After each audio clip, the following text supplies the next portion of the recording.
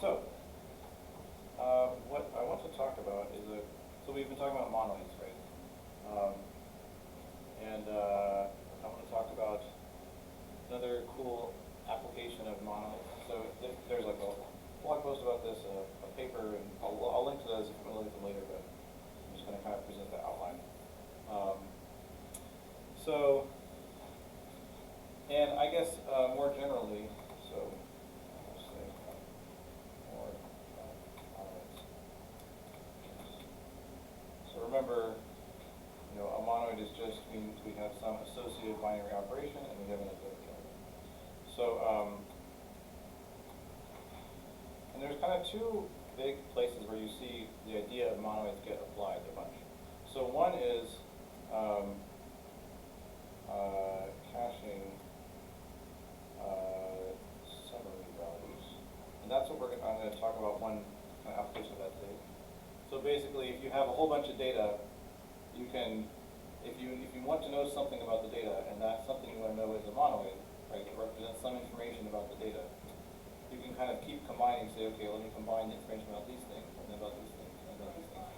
And so then maybe at the end, I have the summary computed of the entire data set, but if I change some things, I don't have to recompute everything, I just have to recompute only those summaries that kind of do those things. We'll see that in a second. The other big place you see this applied is the idea of parallelization. So let me just talk about this briefly, since I'm not going to actually go into it. But so if I have, let's suppose we have, some list.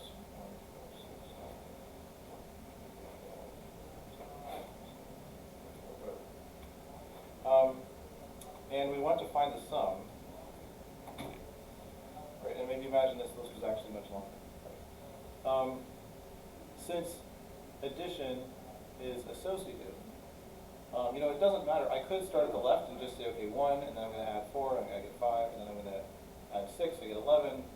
I got to keep going and just add things one by one, but that's very sequential. Right? I have to start at the beginning and go through to the end.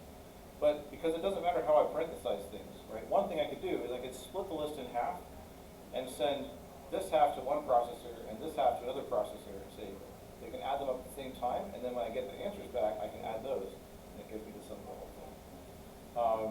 And so there's lots and lots and lots of times when you have a bunch of data and you want some kind of answer about all the data, and if you can frame that in terms of some monoid, then you can easily parallelize it by farming out chunks of your data to different different threads or even different computers, and then getting the answers back. So famously, kind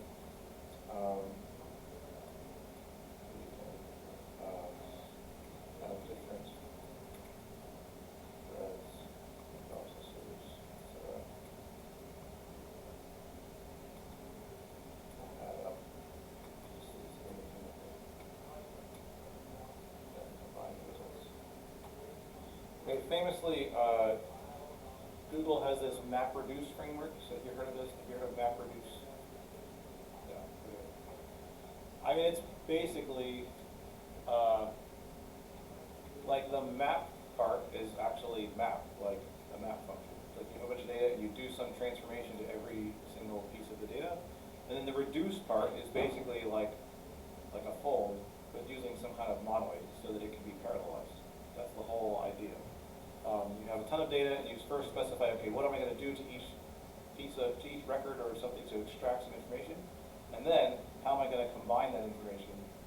But as long as it's associative, typically also commutative, so you don't even have to worry about what order things are in. Just like, right, just throw it out to a whole bunch of computers, and you get back answers. You just combine them all.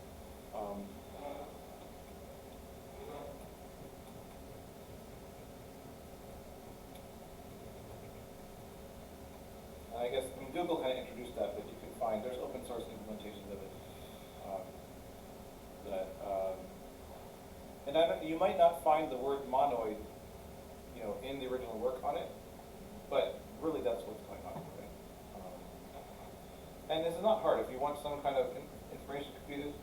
Even if the thing that you want computed is not itself a monoid, usually you can find a way to compute slightly more information that is a monoid, and then kind of at the very end you can throw away the information you didn't want. So that's really powerful. Okay. So let's talk about. So I've got a type of trees here. I guess I need to.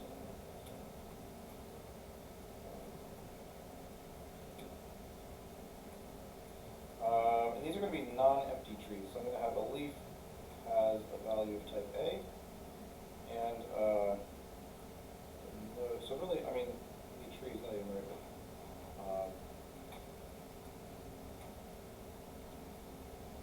So right now, this is just, there's values at the leaves, and there's no values stored in the nodes, right? So really, this is representing, if you think of it, I've got some tree, and then at the leaves, I've got all these values just along the leaves. So it's really representing kind of a sequence of values, but they're just not in a list, they're just stored in a tree.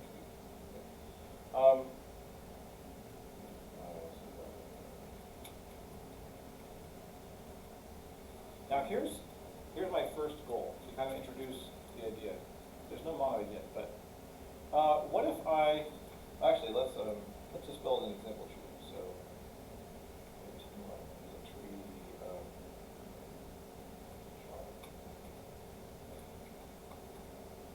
Yeah, so let's say like node. Let's make a tree that contains the word hello. So maybe I'll have a node over here that contains the leaf H.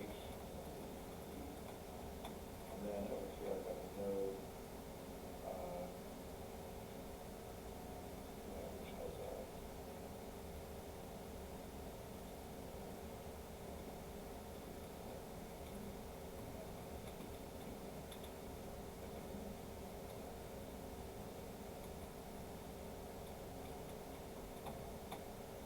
something like that. So maybe if we could draw a picture of this node like so we can do this.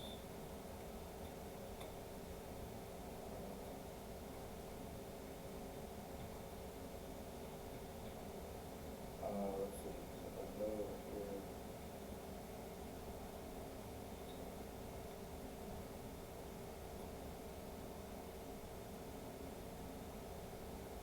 This has H. And over here I had another node here. Something like this. Well, good enough. Okay, make sense?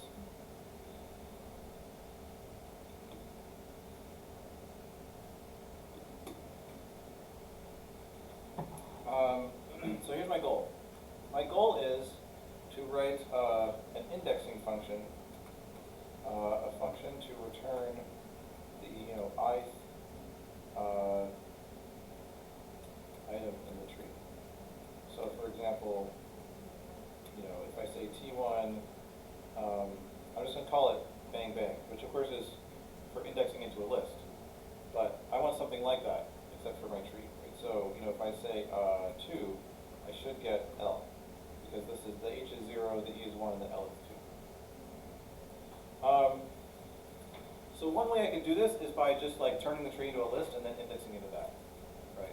But I want to see if I can take advantage of the fact that it's a tree to find the thing I'm looking for more quickly than linear time. So I want like log time, assuming that the tree is balanced, which let's not worry about that. So as it stands, I can't really do it, because if I just look at a tree and I'm like, okay, it's a node, well, I don't know how many things are in the left or the right side. So like, I could go and like count them all and then see. So if I look at a tree and I say, all right, let's go count how many things are on the left. And so let's say there's 10 things. Well, I'm looking for thing 13, so I need to go to the right. Okay, but at that point, I don't have any benefit, because I had to traverse the entire tree to see how big it is, right? But that's the key idea, right? If I knew how big each subtree was, I could quickly decide whether the thing I'm looking for is on the left or right. Does that make sense? And like, let's say if it was on the right, and I was looking for the 12th thing, and there's 10 things on the left, then I say, okay, now I'm going to go to the right, but now I'm looking for the second thing on the right, because there's already 10 things over here, and I need 2 more after that, so I'm going to look for the second thing. So we could do this efficiently if we knew how many items are in each subtree.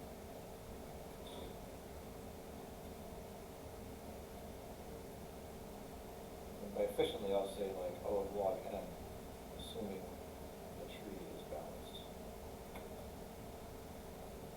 And again, like, there's ways to keep trees balanced. We're not going to worry about that. Just assume we have a balanced tree.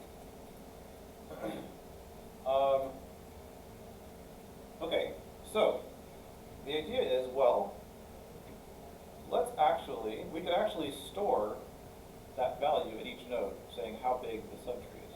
And while we're building the tree, we're going to keep track of that information so that, we always have that available.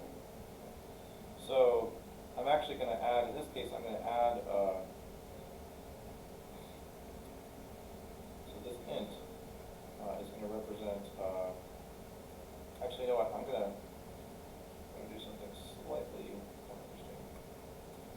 Just to make it a little more generic, say, well, let's just say we've got some arbitrary values of some type of v that we're going to store at the nodes. And for our application here, we're going to, v is just going to be int. That'll be like the size. But, and let's also, yeah. So this is binary trees with a cached value type v at each node. Also with data and leaves. So I guess this is actually, well, so this doesn't type check anymore. But here's what I'm going to do. So I could say, I could just say tree int char, and I could just go through here and fill in, the right numbers in all the nodes. That's going to be annoying because then I have to make sure that they're all correct, right? If I put in the wrong number somewhere, it's not going to work. So can we do better than that? Yes, we can. So here's what I'm going to do. Instead of directly using the constructors node and leaf, I'm going to make some functions. So actually, leaf is not. Should we store? Let's see. Yeah. Just for completeness, I'll have. Leaf is just doesn't actually do anything. It just makes a leaf. But node is going to take 2 trees.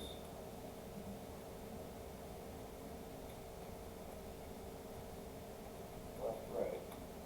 And it's going to make a new node with some value and the left and right. And the question is, what should this value be? If v was specifically int, I could add the ints at the 2 subtrees, right? All right, maybe, okay. I think I'm making this too general too soon. We're going to get here, but let's let me think. Yeah. Okay. So first of all, I'm going to make a function that just says, give me any tree.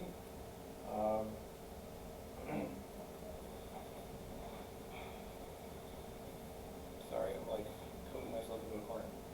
Let me think for a second about what's the best way to.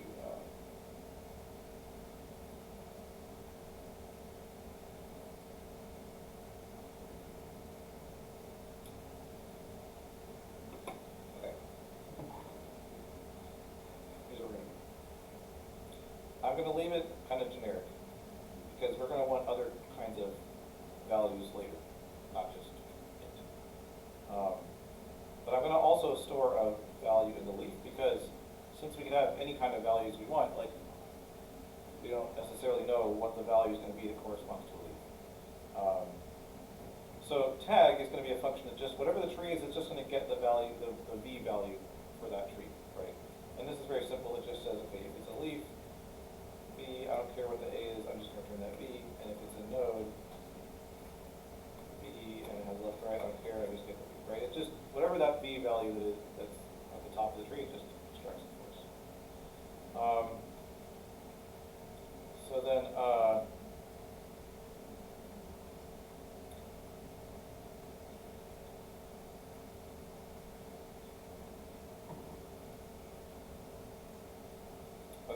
so then, for right now, we're going to leave that generic.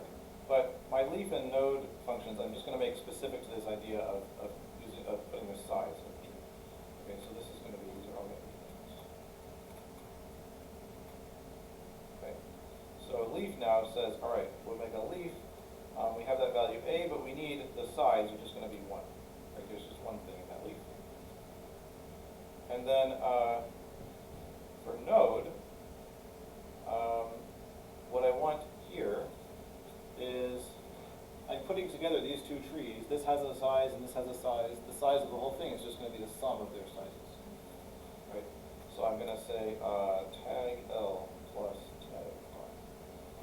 And that's why I made the tag function, because now it doesn't matter whether these are leaves or nodes. I can just say, okay, what's your size? And then we're going to add those.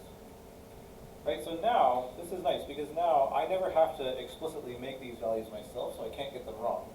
Right, just every time I use the node function to make a tree, it'll automatically compute the right size. And so basically, I can take my example tree here, and I just replace everywhere I said capital L leaf, I'll say lowercase l leaf. And everywhere I said capital N node, I just change it to lowercase n node. Right. So, generally speaking, the term people use for these kinds of things are smart constructors.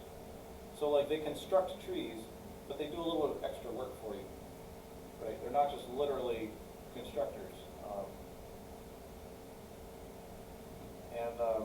For example, you might if you made a library with this, you might not export the actual constructors of tree, but you might only export these functions. So like the only way that anyone has to use it is to use these functions. They can't directly construct a tree themselves, so you make sure that way that kind of respects the things. So let's see, let's look at this tree now. So if I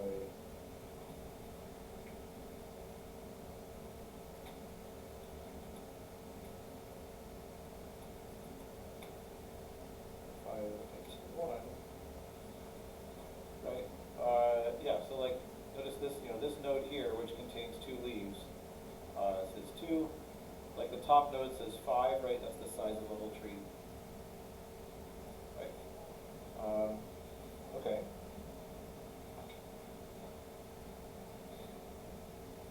Okay. So how we're going to write this? Let's actually say.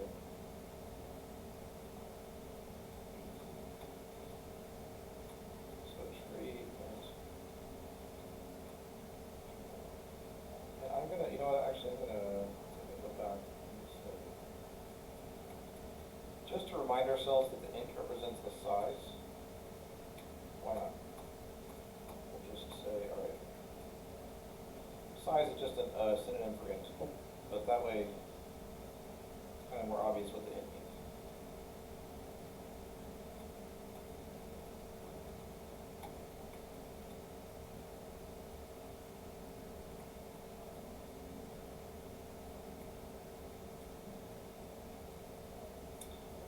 Okay, so let's try writing this indexing function.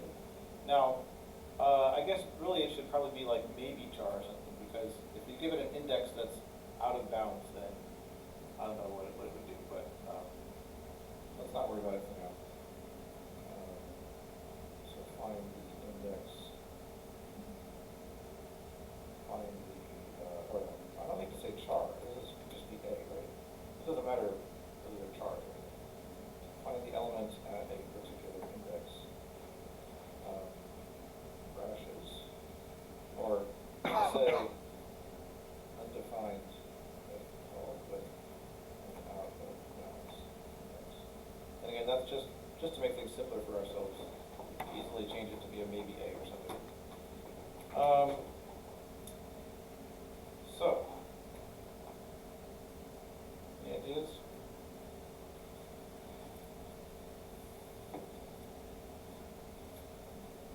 Should I start with this?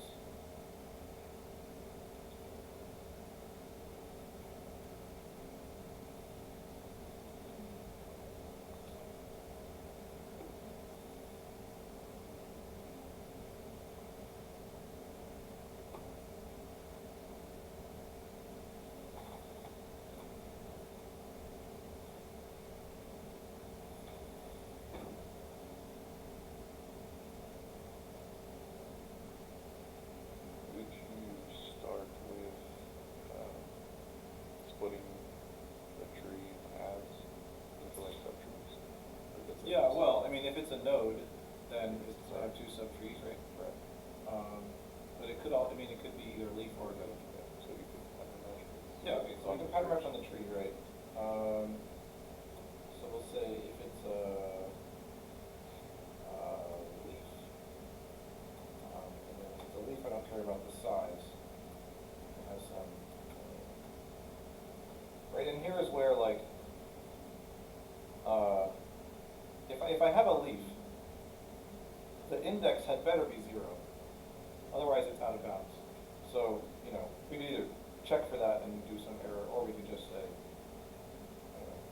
yeah, why not? We'll just say, all right, if you only have a leaf, if your whole tree is just a leaf, then there's just that one index 0. And we know what this size is going to be. It's going to be 1. And then, I don't know, I can just say, if you have any other kind of leaf, just say error valid index or something. Okay, but if it's a node, here's the size, left, right. Okay. So here I have a node which has a left subtree and or left and right subtrees. The overall size is S, and I'm looking for the thing at index K. How do I decide what to do?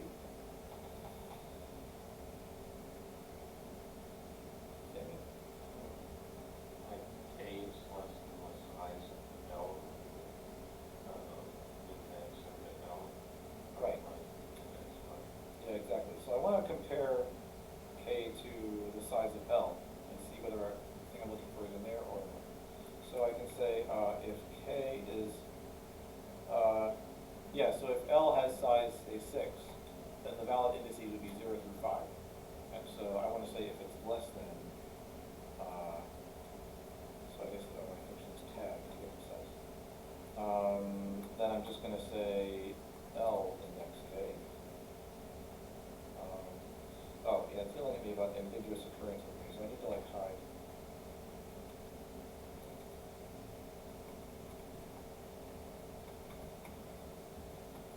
We don't want the standard library one. Oh, we could call it something else, I guess. And then otherwise, what do I do?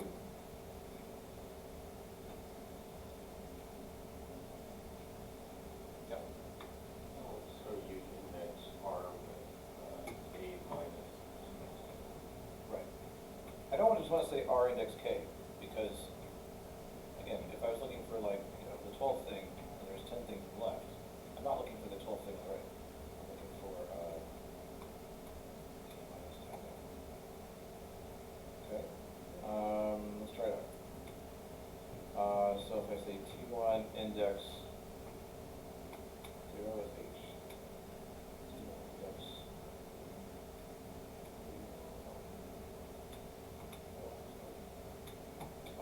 crash.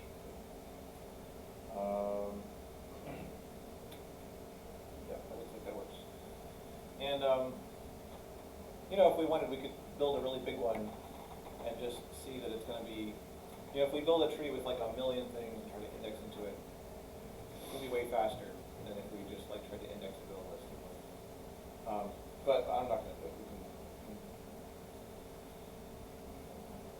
We can kind of just see by looking at this, right, that we only ever recurse into one side or the other, and we just do a constant amount of work at each node. So, again, assuming the tree is balanced, then, I mean, this is going to take time proportional to the height of, you know, the thing you're looking for. So if it's balanced, it's going to be long. Okay.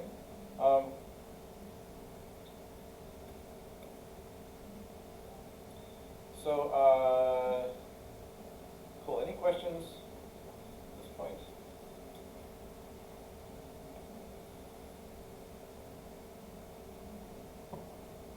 Haven't really talked about monoids yet. So we're going to do one other thing with trees, and then we're going to see how to generalize this, which is the cool part. So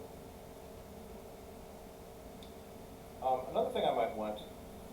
So let's say that now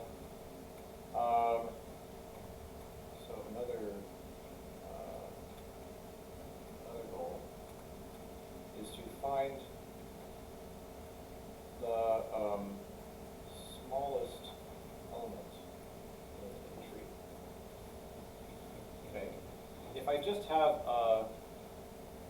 have a bare tree, you know, with values of leaves, nothing in the nodes, then I'm assuming that I'm assuming the elements are not stored in order, right? So they're not sorted. If they're sorted, then fine, I can just keep going to the left and I'll find the smallest thing. But let's say they're not sorted. I want to find the smallest thing.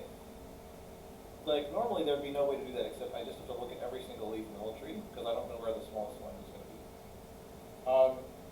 But given this idea of being able to store information at the nodes, can you think of a way, like, can you think of some information we could store at each node that would help us find the smallest thing? It is.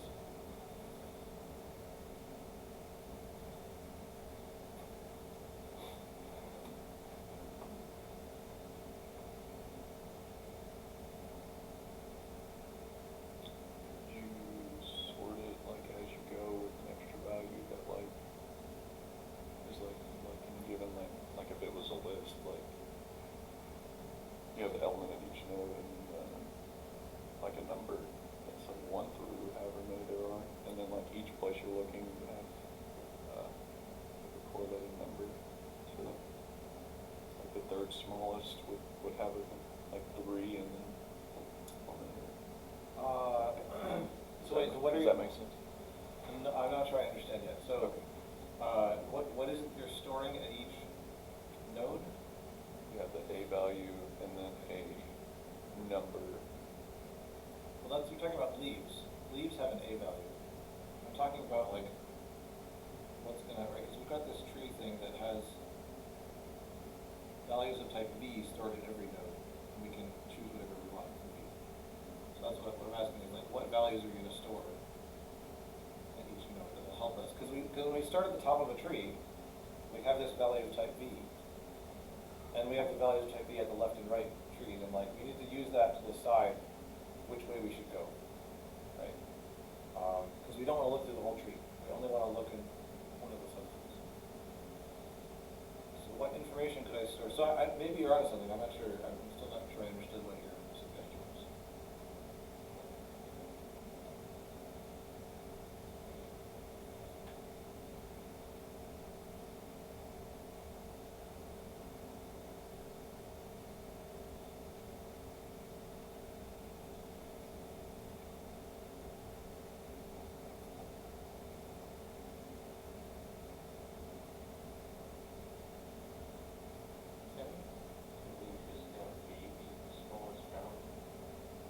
Okay, so you're saying V would just be like whatever the smallest value is in that subtree?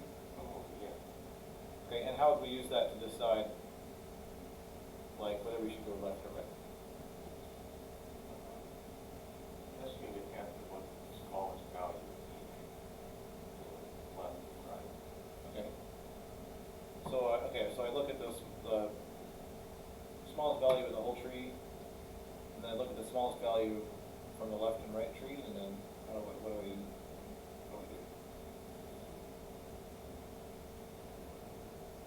Yes, you can just, the person you know it down to the smallest value. Okay, so you're saying, like, look at the left and right and just see which one has that same smallest value, and you know. Yeah, I think we're right. I think it's gonna work. So, like in this case, this example tree, right? You know, at the top, it would be storing that the smallest value in the whole tree is E. And if I look on the left, that subtree would also say its smallest value is E. But if I look on the right, that subtree would say its smallest value is L. And so I know that, you know, I know which side the E is on, that smallest value is on. Now, I guess really, to make this interesting, if we just want to know what that smallest value is in the whole tree, then we don't really have to look for it. As long as we're storing what the smallest value is at each node, we just can read it off the top of the tree.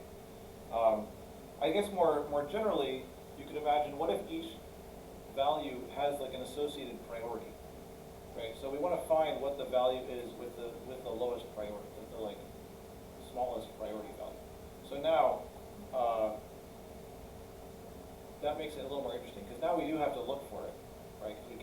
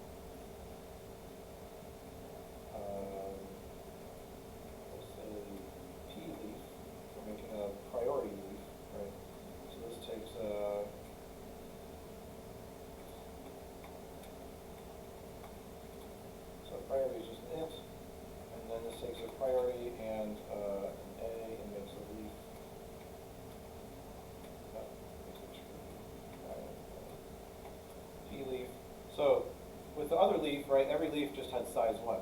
But now, since we're talking about priorities, like, each element can have whatever priority you want. It doesn't have to be 1. So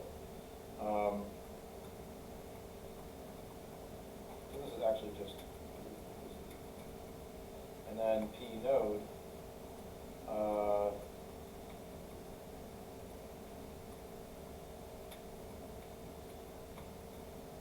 you give me a left tree and a right tree, and I'm going to build a new node with left and right, but the value stored at that node is going to be the minimum of tag L, tag L.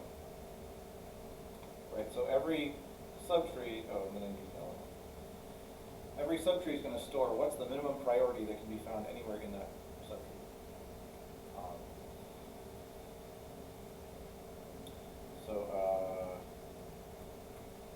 Let's make another.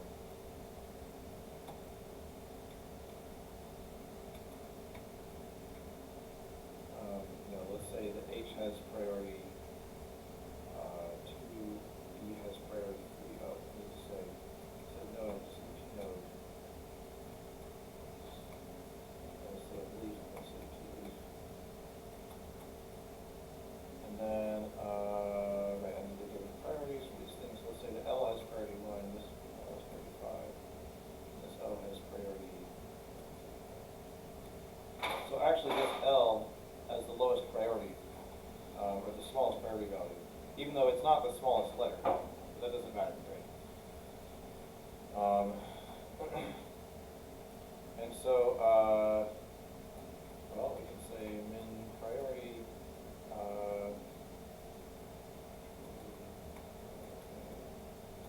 Okay. Right, so we'll say, okay, well, if you just have a leaf, then there's only one element, so we'll just return that one element. If you have a node, P left, right, okay, we're going to check and see, okay, is the priority on the left subtree the same as the priority of the whole thing? Because if so, that means that smallest priority thing is actually on the left. Otherwise, it must be on the right. So we can say is P the tag L, then we're going to find the minimum priority thing on the left, and otherwise, we're going to find the minimum priority thing on the right. Let's try this out.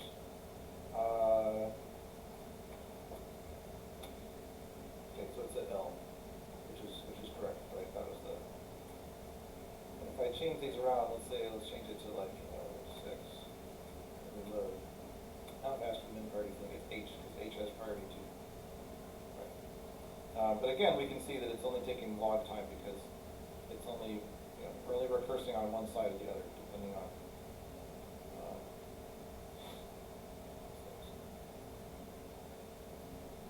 And we haven't talked about like how you would add stuff to these trees, but it's actually not too hard, and I mean that gets into like balancing stuff, right? If you want to keep them balanced, you got to make sure that you add things the way you keep balanced. But the point is, if you decide like where you're going to add something, kind of on your way back up in the recursion, you can just rebuild those cached V values at each node, and all the other V values you don't have to touch. And so it's still only going to take like log n time or something in here. Okay, so oops.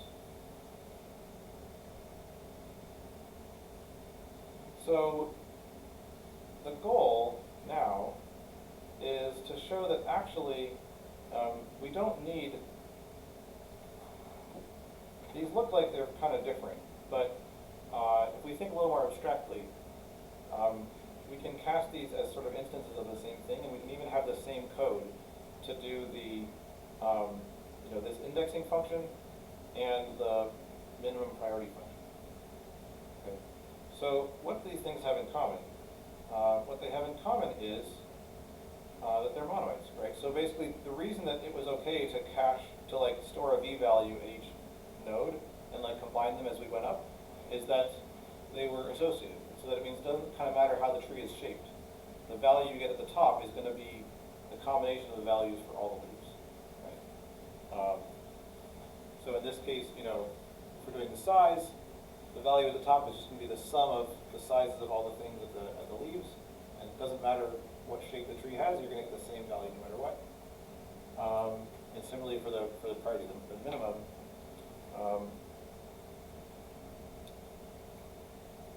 Now,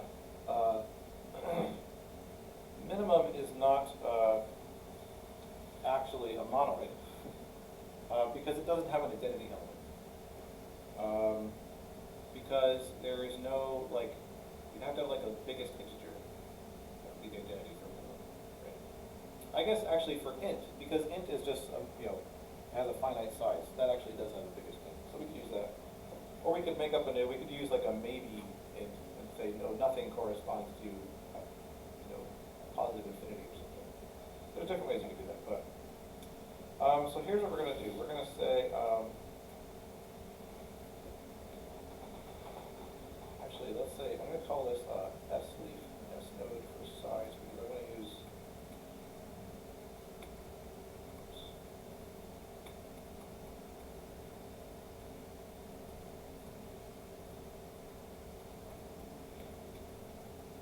node and leaf for the actual more generic versions. So here's what we're going to do. We're first going to say,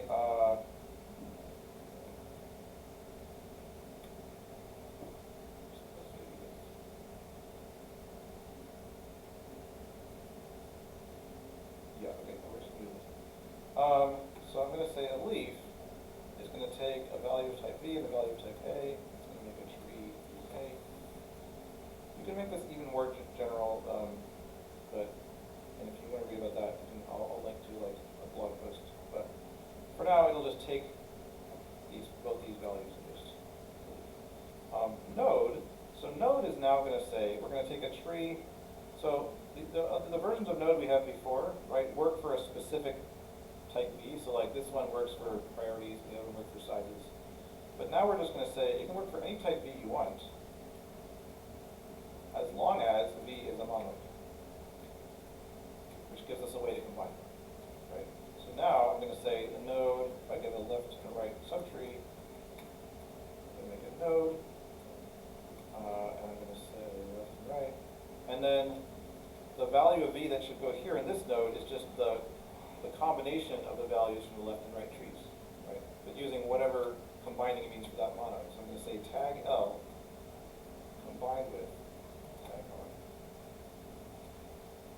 right? So this might be addition, or it might be multiplication, or it might be, finding the minimum, or whatever.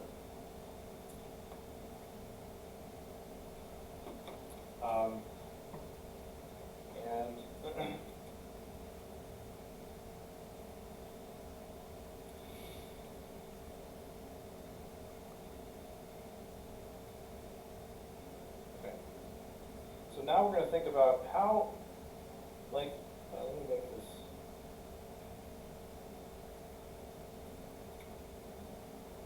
Right. If you look at these two functions like this,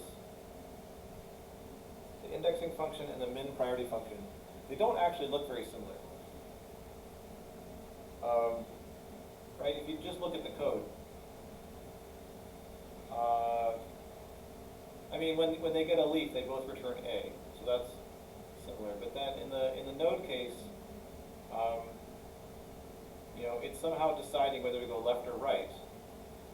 But other than that, they look kind of different. Okay? But there is a way we can see them as instances of the same thing. So this is how we're going to do it. We want to find, so given a predicate of type B to bool. Okay, so we have some kind of function that says, true or false, does some V value have the property that we want? So we're going to consider, let's say suppose the V values for the leaves are V1, V2, V3, okay? So just the V values corresponding to all the elements in the leaves. Okay? Because those are really the only ones that matter, and all the V values at the nodes are just combining some of these together, just to make things more efficient, right? then consider, let's say a predicate P. I'm going to say P V1 and P of V1 combined with P V2, P of V1 combined with V2 combined with V3. Right? I'm going to keep like combining one more of these V's, and then I'm going to see whether the predicate says true or false. Okay? And we want to find a place where P switches from false to true. That's not going to work for every possible predicate, but we're only going to use predicates where this works. Basically where they will start out being false, and as you combine more and more things, at some point it's going to switch to being true, and then it's going to be true from then on. And that's how we're gonna search for a place that we're looking for in the tree. So let's think about the two examples that we've done and what kind of predicates P that we would use. So for size,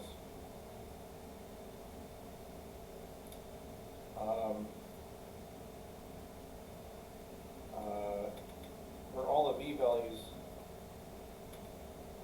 P values leaves are 1, because right, every leaf just has size 1. And so we're looking at, we have like P1, P of 1 plus 1, P of 1 plus 1 plus 1. We're basically looking for the place, we're looking for the thing at index, 3. We're looking for the place where the size becomes equal to 3, right? Or I guess we're looking for the place where, yeah. So we want to look for the place where the total size becomes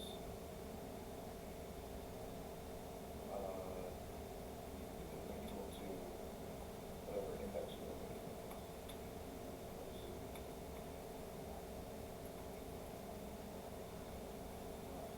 Okay, and then how about for priorities? So,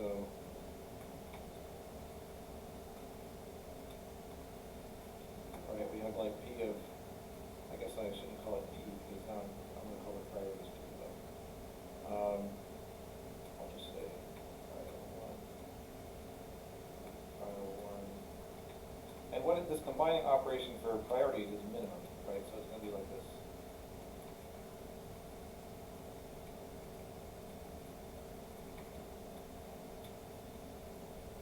So what happens in this case? So, there's some particular priority which is the minimum priority in the whole tree. And I know what that is because it's stored at the very root of the tree. So as I look at these things, right, I say, okay, is this priority by itself, is that equal to that minimum priority? And if it's not, if it's bigger, then I know that I haven't found the minimum thing yet. And then when I combine these two, right, it's just going to be the minimum of both of these. And if that is equal to the total minimum, then I know that this second element was actually the one that was the minimum, because this wasn't it, and now this isn't it, right? If it's still not, basically the point at which it suddenly switches from saying false to saying true is exactly the point where we found that minimum thing. So we want to look for the place where the minimum priority becomes equal to the overall priority.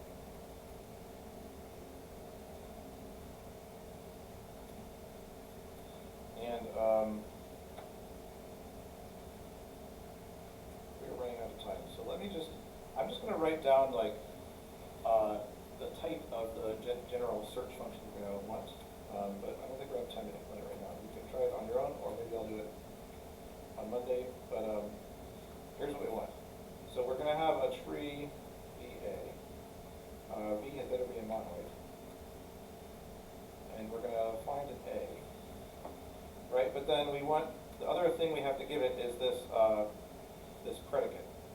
Right, so I want a V to bool function. given this predicate and a tree, it's going to search through the tree and find the place where this predicate switches from false to true.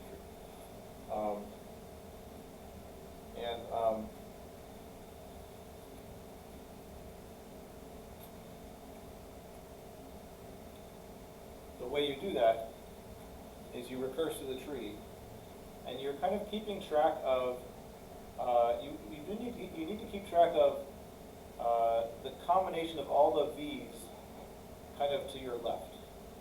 Everything that you've kind of, if you went to the right and you kind of threw away, you're like, oh, the thing is not over there. But I need to keep track of the combination of all the v's over there, so that I know, because I'm kind of building up these, a combination of all the v values to my left as I recurse down. And then basically at each place you say, all right, I have all the v values to my left, I have the v value at this subtree. If I combine them and I run my predicate, do I get true or false? And based on whether I get true or false, I decide whether I need to go left or I need to go right. If I get true, it means that it's already switched to true, so I need to go to the left. If I get false, it means it hasn't switched to true yet, so I need to go to the right. And finally, when I get to a leaf, that's the leaf that I'm looking for. It's exactly that point where the right switches. All right. We're out of time. Maybe people are interested. I could actually write this code.